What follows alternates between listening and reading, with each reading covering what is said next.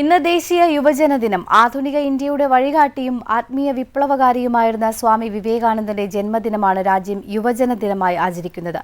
എഴുന്നേൽക്കുക, ഉണരുക, ലക്ഷ്യം കാണും വരെ ചലിച്ചുകൊണ്ടിരിക്കുക എന്ന അദ്ദേഹത്തിന്റെ വാക്കുകൾ ഇന്നും കോടിക്കണക്കിന് യുവാക്കൾക്ക് ഊർജ്ജമാണ്.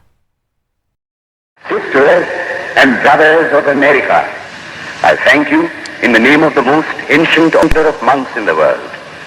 My thanks also to some of the speakers on this platform who, referring to the delegates from the Orient, have told you that these men from far-off nations may well claim the honor of bearing to different lands the idea of toleration. 1863 ജനുവരി 12 കൊൽക്കത്തയിൽ ജനിച്ച നരേന്ദ്രനാഥ് ദത്ത എന്ന വിവേകാനന്ദൻ ഭാരതീയ തത്വചിന്തയെ ആഗോളതലത്തിലെത്തിക്കുന്നതിൽ നിർണായക പങ്ക് വഹിച്ചു. 1993 Chicago പ്രസംഗത്തിലൂടെ അദ്ദേഹം ഭാരതത്തിന്റെ സാംസ്കാരിക മഹത്വം ലോകത്തിന് മുന്നിൽ വിളിച്ചോതി. കേവലം മതിയായ ഉപദേശങ്ങൾക്കപ്പുറം മനുഷ്യരിലെ അന്തർലീനമായ ശക്തിയെ പുറത്തെടുക്കാനാണ് അദ്ദേഹം ആഹ്വാനം ചെയ്തത്. ഒരു രാജ്യത്തിന്റെ കരുത്ത് അതിന്റെ യുവതലമുറയിലാണെന്ന് സ്വാമി വിവേകാനന്ദൻ വിശ്വസിച്ചു. ഇരുമ്പ് പേശികളും ഉരുക്ക് ഞരമ്പുകളുമുള്ള യുവാക്കളെയാണ് അദ്ദേഹം സ്വപ്നം കണ്ടത്.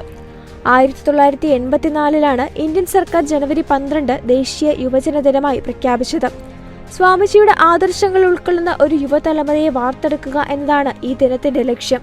ഡിജിറ്റൽ യുഗത്തിലും വിവേകാനന്ദ ദർശനങ്ങൾ പ്രസക്തമാണ്.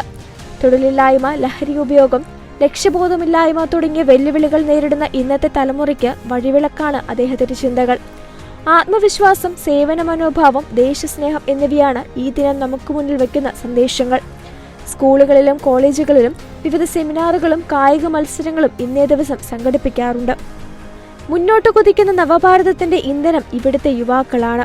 വിവേകാനന്ദൻ പകർന്നു നൽകിയ ജ്വാല കെടാതെ സൂക്ഷിക്കാൻ ഓരോ യുവമനസ്സും പ്രതിജ്ഞയെടുക്കേണ്ട ദിവസം കൂടിയാണെന്ന്. ന്യൂസ് ഡെസ്ക്, ജയ് ഹിന്ദ് ന്യൂസ്.